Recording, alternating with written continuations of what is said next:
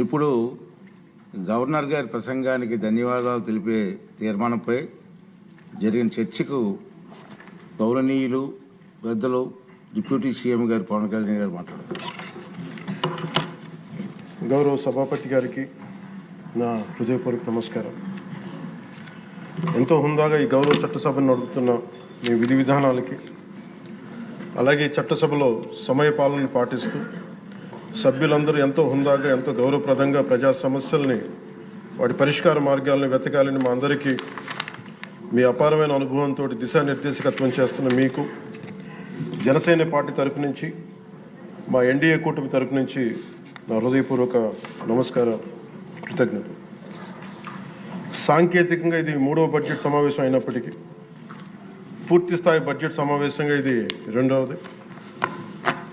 5 కోట్ల పైచిలుకు ప్రజలు ఆశల్ని, ఆకాంక్షల్ని ముందుకు తీసుకువెళ్తూ వారి కష్టాలకి, కన్నీళ్ళకి పరిష్కార మార్గాలను వెతకడానికి 164 మంది సభ్యులున్న ఎన్డీఏ కూటమిని తన అపారమైన 4 దశాబ్దాల రాజకీయ పాలనానుభవంతో రాష్ట్ర విభజన సమయం నుంచి గత ప్రభుత్వ అవినీతి, అరాచక పాలన వల్ల వచ్చిన వారసత్వ సమస్యలన్నింటినీ పరిష్కరిస్తూ సంక్షేమంతో పాటు ఆంధ్రప్రదేశ్ అభివృద్ధి పదం వైపు నడిపిస్తున్న గౌరవ ముఖ్యమంత్రి శ్రీ నారా చంద్రబాబు నాయుడు గారికి నా హృదయపూర్వక నమస్కారం.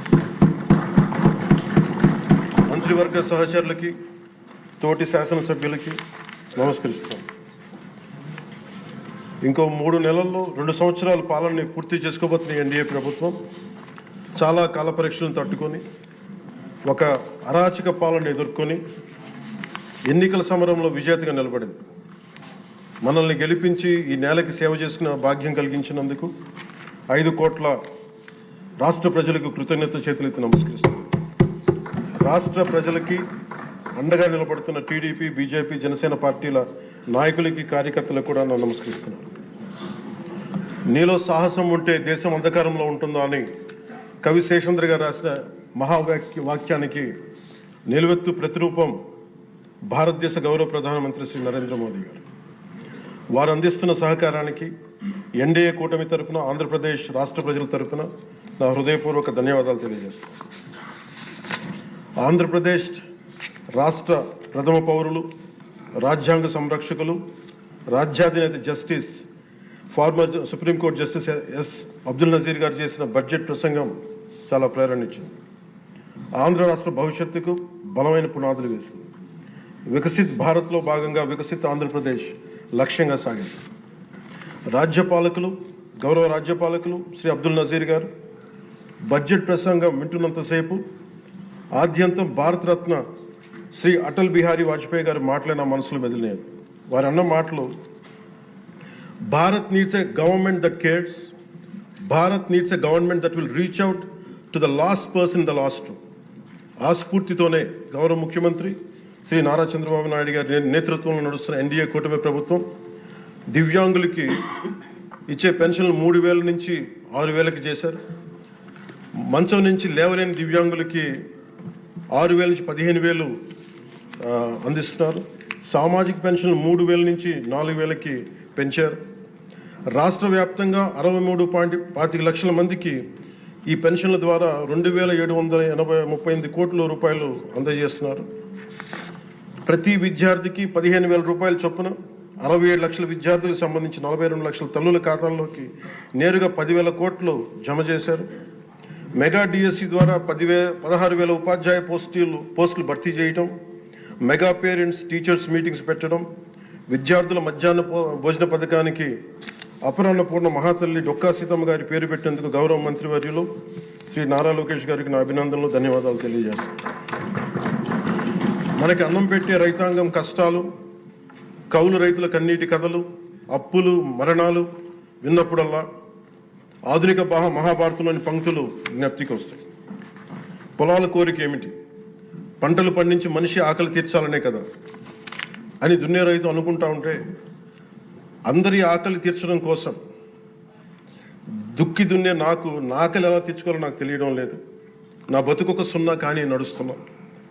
చెట్టుగా ఉంటే ఏడాదికి ఒక వసంతమన్నా దక్కేది, కానీ మనిషిని అన్ని వసంతాలు కోల్పోయానని రైతు బాధపడతా ఉంటే, అలాంటి అన్నం పెట్టే రైతాంగాన్ని గత ప్రభుత్వం రైతుల నుంచి కొనుగోలు చేసిన ధాన్యానికి 1674 కోట్లు చెల్లించకపోతే గౌరవ ముఖ్యమంత్రి శ్రీ నారా చంద్రబాబు నాయుడు గారి నాయకత్వంలోని ఈ ఎన్డీఏ కూటమి ప్రభుత్వం వచ్చిన వెంటనే 1674 కోట్ల బకాయిలు చెల్లించింది అధ్యక్ష. అది కాకుండా అది పే చేసిన తర్వాత దాని తర్వాత 10,650 కోట్లు 7.37 లక్షల రైతాంగానికి 24 గంటల్లోనే 10,650 కోట్లు వారి ఖాతాల్లో జమ చేయడం జరిగింది. ఇంకొక 53,000 మంది పైగా రైతులకి 48 గంటల్లో సుమారు 1,000 కోట్లు చెల్లించడం జరిగింది. తొలకరి వర్షం తర్వాత జలదానం చేసిన మేఘాలకి భూమిలో ఉన్న ఒక చిన్నారి గింజ మెడ బయట పెట్టి మొదటగా వచ్చిన 2 ఆకుల్ని చేతులుగా జోడించిందంటే కృతజ్ఞతలు తెలిపిందని ఒక కవితా పంక్తుల్లో ఉంటాయి. అలా ఆ చిన్నారి మొలకలాగా ఈ ఎన్డీఏ ప్రభుత్వం అన్నం పెట్టే రైతాంగానికి కృతజ్ఞతతో అండగా నిలబడుతుంది. అలాగే గౌరవ సభ సాక్షిగా కౌలు రైతుల కష్టాలు కన్నీళ్లు తెలిసిన వాడిగా మీ వాడిగా చెప్తున్నాను. కౌలు రైతాంగానికి భూమిని ఫలాలుగా పంటలుగా మార్చే ప్రవీణత ఉన్నవాడు ధైర్యం కోల్పోనక్కర్లేదు. మట్టిలో ఉన్న కస్తూరి తీసే మనిషికి జీవన పరిమళాల కొరత లేదు. సోదరులైన కౌలు రైతులందరికీ మీరు ధైర్యంగా ఉండండి. మీరు నిండు నూరేళ్లు బతకాలి. మీకోసం ఈ ప్రభుత్వం నిరంతరం పనిచేస్తుంది తెలియజేసుకుంటున్నాను అధ్యక్ష. ఉమ్మడి ఆంధ్రప్రదేశ్ మాజీ ప్రభుత్వ ఉద్యోగి కొడుకుగా ప్రభుత్వ ఉద్యోగులు వారి నిరాశ నిస్పృహలు నేను అర్థం చేసుకోగలను.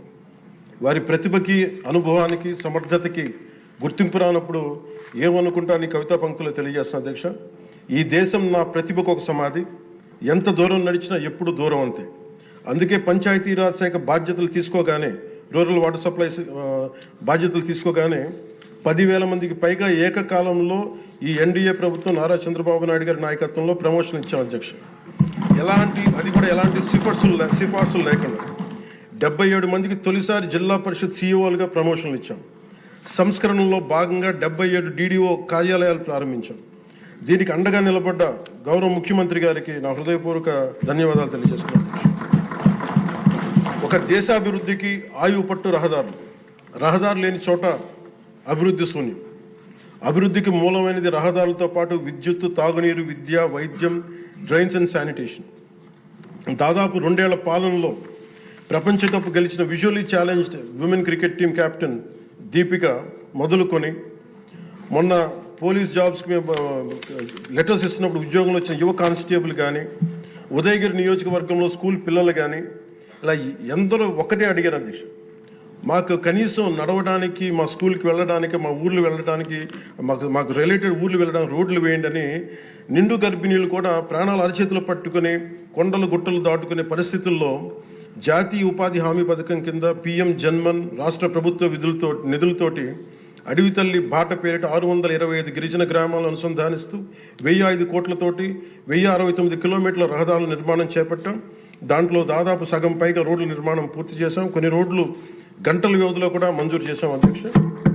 అలాగే మారుమూల ప్రాంత ప్రజలు, గిరిజన ప్రాంత ప్రజలు గొంతిమ కోరికలు కోరలేదు అధ్యక్ష. వారు అడుగుతుందల్లా చిన్నపాటి రోడ్ల సౌకర్యం వారు అడిగేది. ఆ రోడ్లు మంజూరు చేసినప్పుడు, పూర్తి చేసినప్పుడు ఆ ప్రజల కళ్ళలో నాకు అనిపించేది ఇవే. గుక్కెడు నిశ్శబ్దం తాగి చిరిగిన చీకట్లు కప్పుకొని పడున్న నాకు కమ్మని ఆశాముద్రమ కానుకగా తెచ్చాం. స్వాతంత్రం వచ్చి 7 దశాబ్దాలు దాటిన విద్యుత్ వెలుగులు లేని 17 కుటుంబాలు చెంది ఒక మారుమూలన గిరిజన గ్రామానికి ₹1,00,00,000 పైగా వెచ్చించి 17 కుటుంబాలున్న గ్రామానికి 9.6 కిలోమీటర్ల మేర 200 పైగా విద్యుత్ స్తంభాలను పాతి ట్రెడిషనల్ పవర్తో పాటు PM జన్మన్ పథకం కింద సోలార్, విండ్ ఎనర్జీతో పాటు హైబ్రిడ్ విద్యుత్ వ్యవస్థని ఏర్పాటు చేశాం అధ్యక్ష. ఆ విద్యుత్ వెలుగుల్లో, గిరిపుత్రుల్లో, గుండెల్లో నాకు ఈ భావన చాలా బలంగా తెలుసు. వెలిగిన బల్బును చూసి వారు ఒకటే అనుకున్నారు అధ్యక్ష, పొద్దు గుంకితే చీకట్లో బతికే ప్రజలు ఆ వెలుగుతున్న బల్బును చూసి ఎన్నాళ్ళకి మా అతిథిగా వచ్చాం, ఈ సుధీల కుటీరానికి ఇంత వెలుతురుని తెచ్చామని వారి గుండెల్లో ఉన్న వారికి ఆ భావన నాకు నిజంగా తెలిసింది అధ్యక్ష. గౌరవ ప్రధాని శ్రీ నరేంద్ర మోదీ గారు వ్యక్తిగతంగా జల్ జీవన్ మిషన్ చాలా ఇష్టపడి ఎంతో బడ్జెట్ దాదాపు 191,011 కోట్లు ఆయన 1924 మధ్యలో ఈ జల్ జీవన్ మిషన్కి బడ్జెట్నిచ్చి ఈ దేశ సగటు పౌరుడికి కనీసం సరాసరి 55 లీటర్ల రక్షిత మంచినీరు అందించాలని లక్ష్యంగా ముందుకు వస్తే గత ప్రభుత్వం కేంద్రం నుంచి 27,000 కోట్లు కేంద్ర ప్రభుత్వం ఆమోదం తెలిపితే ఖర్చు పెట్టింది వాళ్ళు దాదాపు కేవలం 4,000 కోట్ల అధ్యక్ష. అందులో కేంద్రం వాటా 2,000 కోట్లు. 4,000 కోట్లు ఖర్చు చేసి పైప్ లైన్లు వేయడం తప్ప ఒక్క గ్రామానికి సంపూర్ణంగా నీరు ఇచ్చింది లేదు. జైజీవన్ ముగిసే నాటికి అలాటెడ్ 27,000 కోట్లను వాళ్ళు ఖర్చు పెట్టింది మినహాయిస్తే 23,000 కోట్లు వినియోగించుకోలేపారు అధ్యక్ష. అలాగే అది ఎక్స్పైర్ అయిపోయిన తర్వాత కూటమి ప్రభుత్వం నారా చంద్రబాబు నాయుడు గారి నాయకత్వంలో అధికారంలోకి వచ్చిన తర్వాత ముఖ్యమంత్రి గారు కూటమి నేతలందరూ కలిసి కేంద్ర నాయకత్వాన్ని అడిగి ఇంకొక పొడించుకోగలిగాం. ఈ ప్రయత్నంలో 1,242 కోట్లతో Uddanam, Dhone, Pulivendula multi village project స్కీమ్స్ని మే నాటికి పూర్తి చేయాలని లక్ష్యంతో ముందుకు వెళ్తున్నాం అధ్యక్ష. అలాగే ఈ కొత్త సంవత్సరంలో కూడా కొత్తగా ఇంకొక 5 జిల్లాలు ఈ ఎక్స్టెండెడ్ పీరియడ్లో కొత్తగా 5 జిల్లాల పరిధిలో 7,910 కోట్లతోటి వచ్చే 2 ఏళ్లలో పూర్తి చేయాలని లక్ష్యంగా పెట్టుకున్నాం అధ్యక్ష. చిత్తూరు, ప్రకాశం, పల్నాడు, ఉభయ గోదావరి జిల్లాలో చేపట్టిన పనులు పూర్తయితే వచ్చే 30 ఏళ్లలో 1,21,00,000 ప్రజల రక్షిత మంచినీటి అవసరాలను తీరుస్తుంది. మిగిలిన 960 కోట్లతోటి మల్టీ విలేజ్ స్కీమ్స్, అలాగే నీటి ఎద్దడి తీవ్రత ఉన్న పంచాయతీ మంచినీటి సమస్యను తీర్చే విధంగా గౌరవ సీఎం గారి ఆధ్వర్యంలో ప్రణాళికలు సిద్ధం చేస్తున్నాం అధ్యక్ష. గత ప్రభుత్వపు అరాచక, అసమర్థ, అవినీతి పాలన వారసత్వపు సమస్యలు ఎంతో ఎన్డీఏ ప్రభుత్వానికి చాలా పెను సవాల్గా మారినాయి. కానీ ముఖ్యమంత్రి గారి పరిపాలనా అనుభవం అన్నింటినీ అధిగమిస్తూ ఇచ్చిన ప్రతి మాటని నిలబెట్టుకుంటూ ముందుకెళ్తున్నాం. సంక్షేమం, అభివృద్ధి రెంటిని సమన్వయపరుచుకుంటూ ముందుకు వెళ్తున్నాం. మొన్న గవర్నర్ గారి ప్రసంగంలో అదే ప్రస్ఫుటంగా గోచరించింది. అలాగే ఈ సందర్భంలో గవర్నర్ శ్రీ అబ్దుల్ నజీర్ గారి వ్యక్తిత్వం గురించి ప్రత్యేకంగా చెప్పుకోవాలి అధ్యక్ష. Is a great scholar, legal luminary, a humanist, a devout religious man with a respect for all religions and a great patriot. People of Andhra Pradesh and our NDA government is fortunate for having him as our beloved governor అధ్యక్ష. అలాంటి ఉన్నతమైన వ్యక్తి ముందు ఆ 11 మంది సభ్యులు వారి ప్రసంగ సమయంలో వెల్లోకి వచ్చి రభస చేసిన విధానం చూస్తే నాకు ఒకటే అనిపించింది అధ్యక్ష, హనుమంతుడి ముందు కుప్పి గంతులు వేయడం ఏంటని. అలాగే 151 నుంచి 11 సభ్యులకి పడ్డ వారిని చూసి మనం అందరం కూడా నేర్చుకోవాల్సింది, గుర్తుపెట్టుకోవాల్సింది అది భారతరత్న వాజ్పేయి గారి మాటల్లో, democracy రెsts on one belief, and that is when leaders cannot solve the problems, the people will. అందుకని ఇది మనం చాలా జాగ్రత్తగా మన భారతరత్న వాజ్పేయి గారి మాటల్ని మనం తీసుకోవాలి అధ్యక్ష. అలాగే under guidance of honourable CM deputy CM honourable CM Shri CBN Chandrababu Naidu garu ఈ భారతరత్న వాజ్పేయి గారి మాటల్లోనే వారు దాన్ని తెలియజేస్తాం అధ్యక్ష.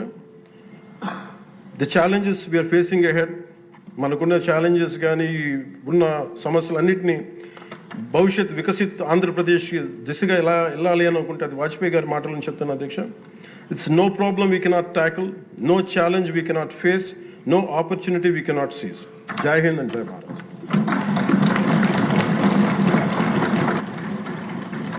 ఇప్పుడు గవర్నర్ గారి ప్రసంగానికి ధన్యవాదములు తెలిపే తీర్మానంపై జరిగే చర్చకు గౌరవ ముఖ్యమంత్రి గారు జవాబు ఇస్తారు.